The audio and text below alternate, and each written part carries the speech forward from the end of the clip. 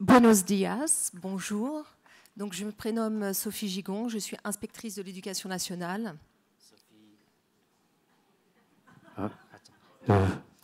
Sí, yo voy a traducir. Se presenta Sophie, inspectora de la educación, Sophie Gigon, inspectora de la educación nacional francesa. Me presento. Soy Nicolas Leroux, soy profe en la Académie de Créteil como Sophie y estoy aquí trabajando este año y mientras trabajo aquí una profesora de Castilla-La Mancha trabaja en el rectorado de Créteil.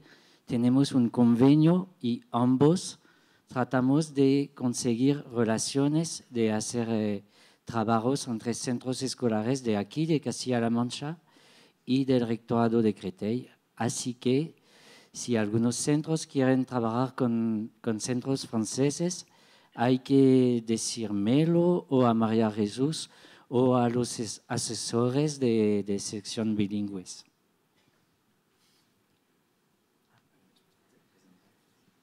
Buenos días, bueno, yo soy José Luis, vengo del CEI San Fulgencio de Albacete, soy uno de los 3 integrantes del Job Shadowing que hemos realizado, es el último que hemos realizado en la Academia de Créteil y bueno, pues luego comentaremos algo en general. Muchas gracias. Bien, avant toute chose, un grand merci pour votre accueil. C'est un vrai plaisir d'être avec vous ce matin. Donc, je vais rapidement, le temps étant imparti, vous présenter le fonctionnement du système éducatif français. Voy a hacer un rápido relato del sistema educativo francés. Donc, en France, nous avons un ministère de l'Éducation nationale. Tenemos un Ministerio de la Educación Nacional. Monsieur Jean-Michel Blanquer donc, a été nommé et a donc nommé lui-même des recteurs d'académie. Jean-Michel Blanquer, el ministro, ha nombrado rectores por cada academia. Chaque académie est composée d'un ou plusieurs départements. Cada academia es compuesto de varios departamentos. En France, il y a 30 académies, 26 en... Hay 30 academias, 26 en métropole. Et 4. En 4 en lo que no es la métropole. En La Réunion, Guadalupe, las ex-colonias. Qué vergüenza.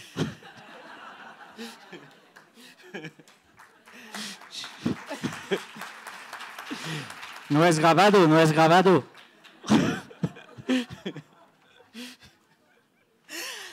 Bien.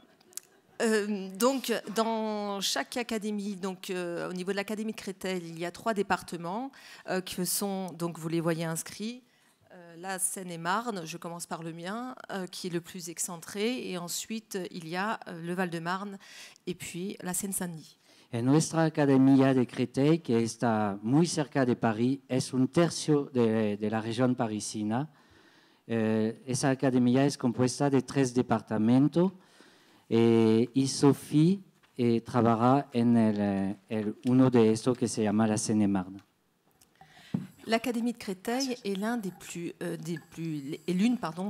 plus grandes académies de France. La Academia de Créteil es una de las más grandes academias de Francia. Sa spécificité réside notamment au niveau de ses territoires variés. Tiene territorios, su especificidad son ligadas al hecho que hay territorios muy variados.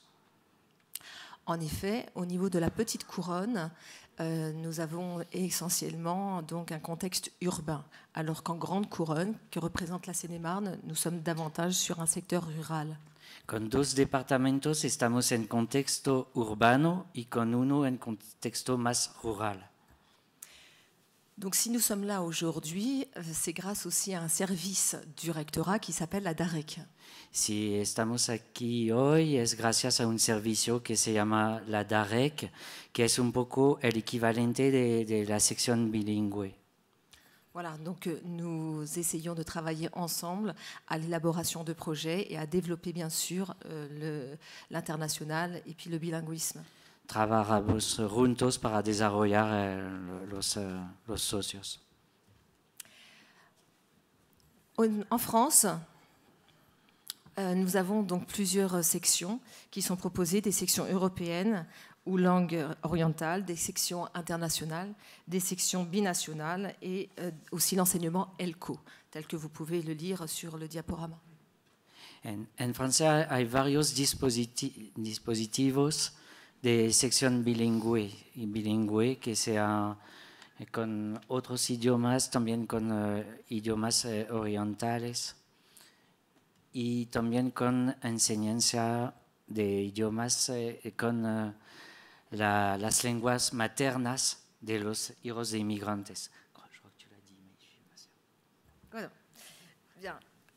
Au niveau de l'Académie de Créteil, donc, nous avons 21 sections internationales. Hay 21 secciones internacionales qui sont donc situées sur 3 pôles principaux, Fontainebleau en Seine-et-Marne, Noisy en Seine-Saint-Denis et puis Nogent en Val-de-Marne, dans le Val-de-Marne. en esas 3 ciudades. Donc moi, je suis inspectrice du premier degré, ça veut dire que j'ai en charge les écoles maternelles et élémentaires. Et Sophie es inspectora en la primaria. Et il y a à ce jour 2 sections internationales dans le premier degré. Donde hay 2 secciones internacionales. Il y a également dans l'Académie de Créteil des sections binationales. Existe también secciones binacionales. 4 sections binationales. 4 binacionales. Si. Bueno.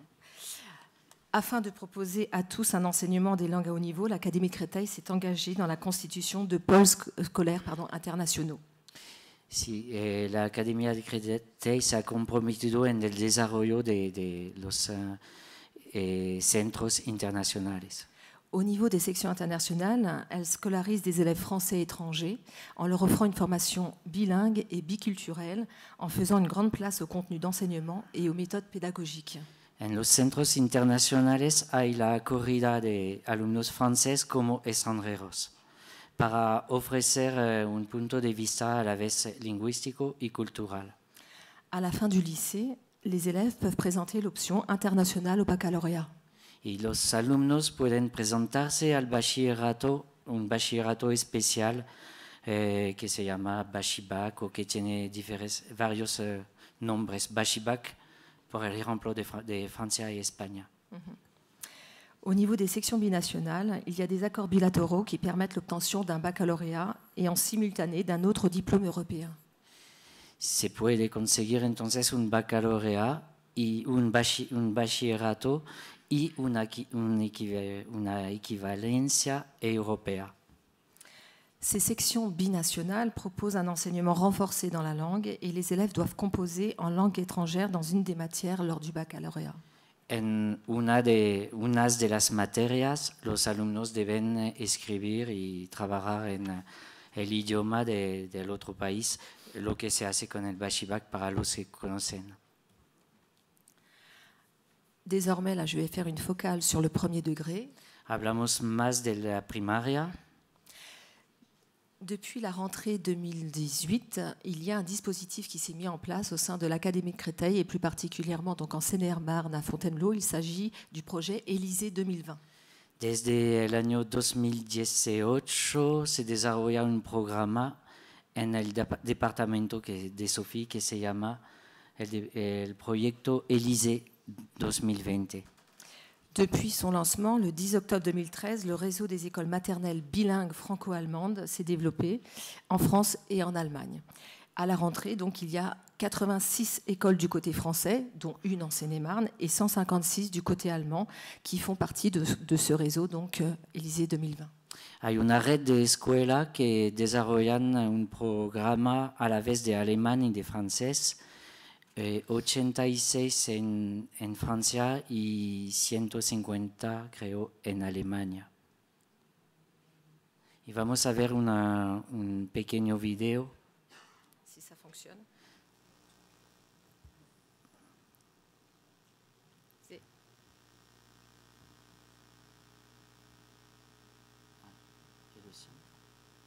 Ça va venir.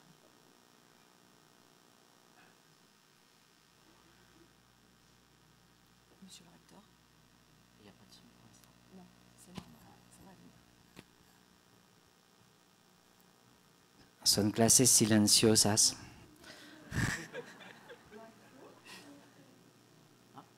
Là, il devrait y avoir du son. Ah, esta vez demasiado silenciosas.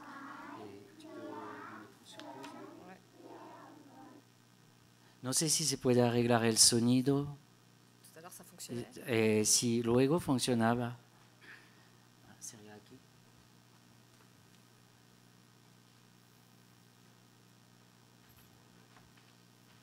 Ça fonctionnait très bien. Sí,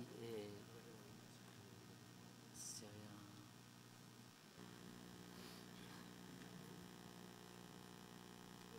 Pero funciona. Si, ouais, tout à l'heure, ça fonctionnait.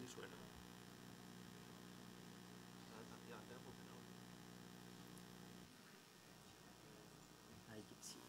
Ups. Bueno, sencillamente... No, en ninguna parte al centro. Encore. Una vez más. Tant pis. Hein. Pourtant, ça fonctionnait. Celui-là. Si, encore.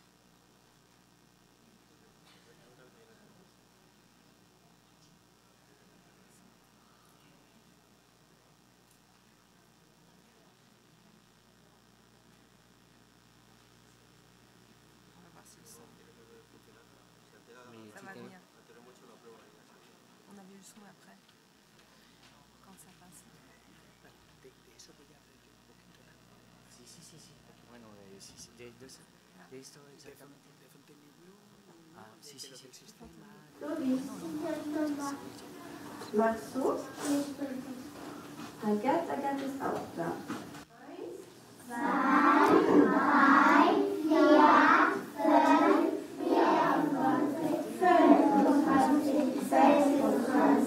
27, 28. Morgen ist Mittwoch. Gut. Such das Etikett. Das ist gut, das ist richtig. Morgen ist Mittwoch.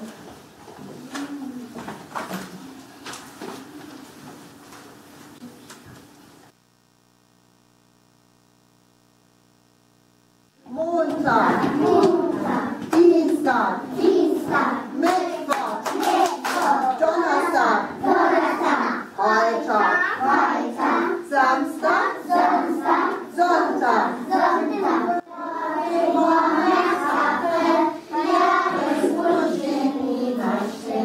Mai, Juni, August, Venus, Juli, September, Oktober, November, Dezember und dann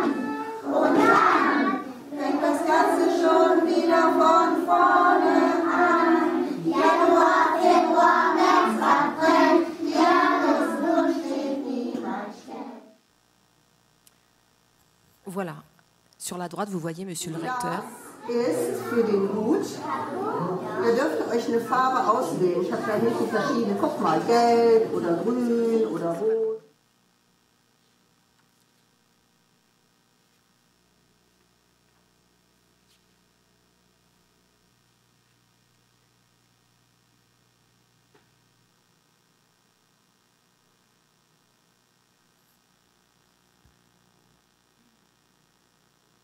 Guten Tag. Guten Tag, ich bin Laura.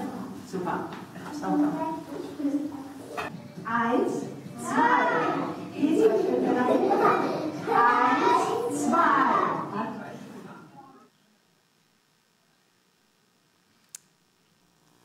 Voilà. Donc, un petit extrait pour vous montrer comment se passe donc ce dispositif. Ce sont des élèves donc d'âge maternel qui ont 5 ans. Son alumnos que tienen 5 años. Il y a une enseignante française qui a un niveau C1 au niveau du cadre européen. Hay una profesora francesa que tiene un C1 en alemán. Et un professeur allemand également. Y un profesor alemán. 1 heure par jour d'enseignement donc sur des rituels, sur des activités, disciplines non linguistiques. Una hora cada día sobre actividades non lingüísticas. Le dispositif est exclusivement réservé aux écoles maternelles qui sont labellisées. y el dispositivo está reservado por las escuelas maternas que tienen el label. Ensuite, il y a à partir du CP la continuité de l'allemand à raison de 45 minutes par semaine, puisque se joint également l'enseignement de l'anglais.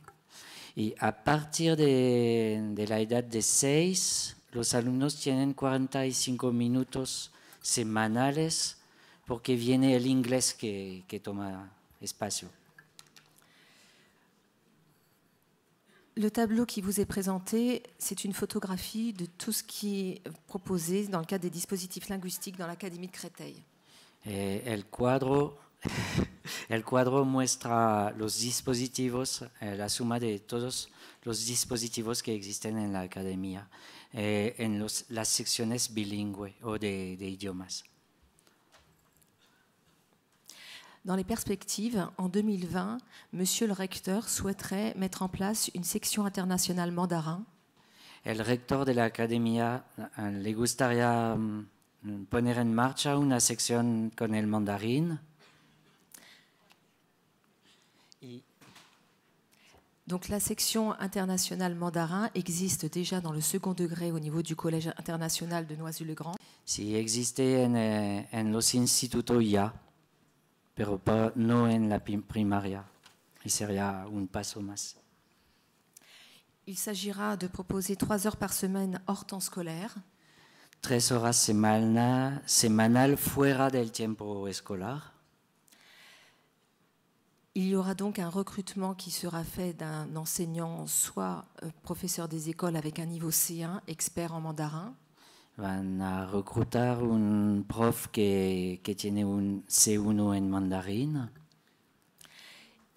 Il dispensera également une sensibilisation aux mathématiques en chinois.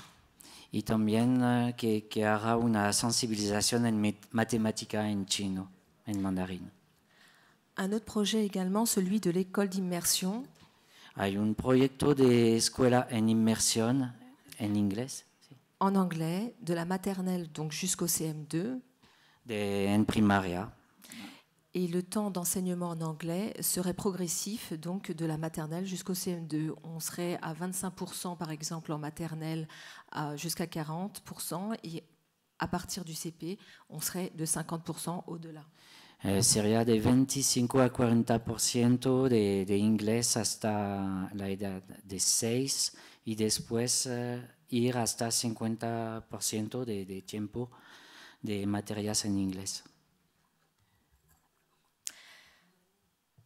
Très rapidement, d'autres actions se mettent en place également au niveau des langues dans l'Académie de Créteil, notamment l'éveil à la diversité linguistique, où on encourage depuis les programmes de proposer aux élèves de maternelle de pouvoir baigner dans un bain linguistique à travers différentes langues, qu'elles soient maternelles ou autres.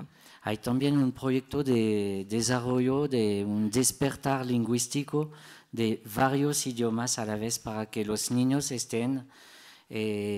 puedan escuchar y estar en un baño de idiomas muy pequeños. Le but est d'associer aussi les familles, donc de pouvoir partager à la fois des moments de lecture, des chants, une ouverture culturelle en fait. Sí, la proposición es de asociar a las familias. Entonces yo sumo que es un asunto más francés que de Castilla-La Mancha, es que tenemos bastante hijos de inmigrantes, entonces podemos tener una clase con 15 o un colegio con 20 o 25 idiomas que están hablando por las familias. Y entonces hay una voluntad de incluir las familias y los idiomas en las competencias escolares.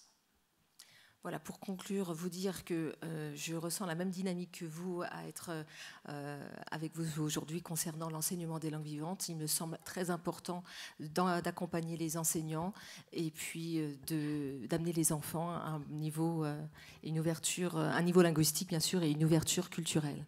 Merci.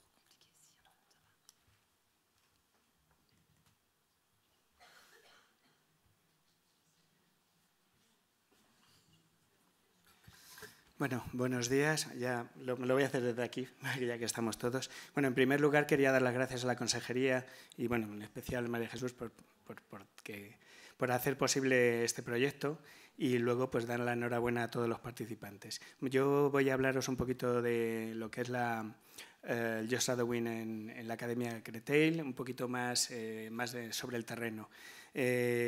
Bueno, es la última observación y la verdad es que bueno, pues estamos recién aterrizados, fue no hace un mes. Los componentes fuimos 3, Anne Puilet, que no ha podido venir, Elías Alonso de Orozco, Mercedes Pedroche, del Virgen de la Paz, que está por ahí sentada, y yo mismo. Sí que es verdad que el Just Shadowing ha sido un poco más complejo porque íbamos a un sitio muy grande y luego además nos dividimos en dos. Tanto Mercedes como yo pues estuvimos observando tanto Maternelle como Elementaire y Anne pues estuvo más en lo que es la sección internacional y en secundaria, digámoslo así. Como ha dicho Sofía, pues la Academia Créteil está formada pues, por 3 departamentos, es inmensa, es grandísima. La diferencia entre las otras observaciones que he podido escuchar pues no es un centro, sino que teníamos muchísimas posibilidades de observación y hemos tenido un poco que hacer un trabajo de resumen. Es muy grande, como ha dicho Sofía, pues la Seine-Saint-Denis, Val-de-Marne, Seine-et-Marne y mirad en cifras, son 1 millón de estudiantes, 2.634 colegios de maternal y primaria, 428 colegios, lo que correspondería a nuestra secundaria, y 229 lycées, que correspondería más o menos aproximadamente al bachillerato. Es decir, hay un amplio campo había un amplio campo para observar. El sistema educativo, para que más o menos nos situemos, está dividido en 4 etapas. Maternelle, que sería aproximadamente lo de educación infantil aquí en España. École élémentaire, que llegaría hasta 5º de primaria. Collège y luego al final lycée. Entonces voy a dividir lo que es la observación, la dividimos en 2 partes. Tanto Mercedes como yo mismo fuimos a todos esos centros. Eso implicaba un ejercicio de organización, tanto para la administración francesa como para nosotros, sobre todo de levantarnos temprano, de programar los viajes. Y luego, pero sí que es verdad que tuvimos la gran suerte de ver una gran diversidad. Además, los colegios de Maternelle y Elementaire están separados, no es como nosotros que tenemos un solo centro, son centros diferentes. Entonces hemos podido ir a un montón de sitios y bueno, la verdad es que nos hemos recorrido no solo París, sino los alrededores, ¿vale? Bueno, Fontainebleau en el centro pues es un poco de lo que nos ha hablado, que es un caso especial en el cual evidentemente el plurilingüismo está ahí muy implantado. Las características así, en plan general, los centros de infantil y primaria están separados, la Elementaire consta de 2 ciclos. Sí que es verdad que nos llamó la atención pues que hay un solo programa para toda Francia, que un poco supervisado por los inspectores, que no son generalistas, sino que son de área, en este caso de inglés, y bueno, pues ellos se ocupan un poco de mantener esa línea para toda Francia y apoyados por los consejeros pedagógicos, que además nos llamó mucho la atención porque esos consejeros pedagógicos vienen a clase y están con el maestro y están con los alumnos ahí a pie de campo, que es algo que nos ha llamado la atención. Otra cuestión importante que creo que da uniformidad también a lo que es el sistema lingüístico es que hay un maestro por aula, no hay especialidades. Entonces el maestro además de la educación física, la música, se encarga del idioma, lo que contribuye a dar esa unicidad. Evidentemente se le exige ese nivel. Bueno, no existe la religión. Vimos que la participación de las familias pues no está tan desarrollada como en algunos centros está a otros niveles, no como en muchos centros de Castilla-La Mancha, sobre todo.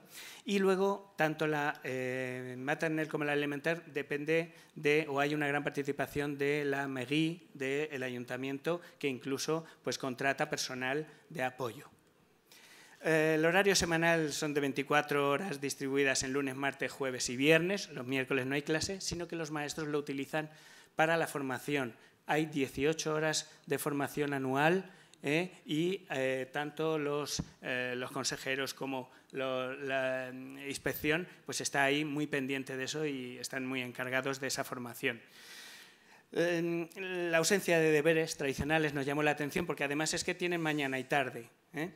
Y bueno, pues las familias les corresponde el centro educativo pues, dependiendo del barrio donde vivan. Una cosa que nos llamaron mucho la atención son las aulas, son muy visuales, se juega mucho con los paneles, con los carteles, en detrimento, a nuestro parecer ventajoso, del uso muy limitado del libro de texto. El libro de texto no deja de ser una herramienta que está ahí y en un momento determinado lo cojo, pero no es el pan nuestro de cada día. Eso es algo que nos llamó la atención y que nos gustó. Y además, normalmente es el ayuntamiento quien se encarga de adquirir ese tipo de material. Y bueno, la importancia de la lengua en 10 sesiones y matemáticas. En cuanto al inglés, no es obligatorio en maternelle, pero sí que hay centros como el de Fontainebleau que evidentemente lo trabajan muy bien. Y en Elementaire es 1 hora y media semanal. Nos dimos cuenta que será mucho menos idioma, pero, y reflexionando un poco, ¿por qué hay ese éxito? Pues porque, lo ha dicho Sofía, porque las familias son plurilingües, multiculturales, y entonces hay, evidentemente, pues hay una inmersión, no solo en la escuela, sino también fuera. Eso es muy importante, que por ejemplo en Castilla-La Mancha pues un poco adolecemos de eso, evidentemente. Hay que traer más gente de fuera. Bueno, el objetivo sería la concienciación multilingüística, discriminación auditiva, plurilingüe, sobre todo en primaria, y esto también nos llamó mucho la atención, es oral, no se escribe. La idea es despertar en el alumno las ganas de hablar, y eso para nosotros fue muy importante. Tanto maestro o maestra como los alumnos no hablan en ese momento francés. Hablan inglés o hablan brasileño o hablan, luego ya en la sección, o hablan chino, pero hablan en ese idioma. Y sobre todo se suele trabajar en asamblea, con apoyo de cuentos, canciones. Bueno, la verdad es que tienen muy en cuenta el trabajo de la frase por encima de la palabra. La idea es comunicarse, no escribir, Entonces, en ese sentido, pues nos gustó bastante. ¿De acuerdo? Tenemos... los centros están muy bien acondicionados, tanto el maternelle, nos causó mucha sensación los servicios de los niños pequeños, las salas donde echan la siesta, tener en cuenta que hay jornada de mañana y de tarde, y pues la verdad es que muy bien, están bastante bien acondicionados y cada aula pues tiene buenas condiciones. Un poquito por ir un poquito más rápido, hay libros de texto, las bibliotecas están muy bien, perfecto. Y en cuanto al profesorado, pues llamar la atención el maestro por aula. En cuanto a la sección internacional, que sería la parte de secundaria, pues la idea es la integración de esas familias que están fuera, que vienen, hijos de inmigrantes, y la verdad es que pues funciona bastante bien. En nuestro caso, Noisy-le-Grand, que es donde vivimos, pues es un ejemplo de sección internacional. Ahí acceden los alumnos que están motivados, no por una cuestión económica, sino simplemente son alumnos buenos que lo desean, lo piden y además pues pasan una prueba, una entrevista anteriormente. La verdad es que en la sección internacional de Noisy-le-Grand, pues la verdad es que es un placer en cuanto a distribución, en cuanto a instalaciones y luego en cuanto a convivencia. La verdad es que los alumnos son bastante competentes y están bastante motivados. Y pues poquito más. La idea es que cuando salen de allí pasan un B2 y luego en el liceo un C1, es decir, son ambiciosos en el aprendizaje de los idiomas.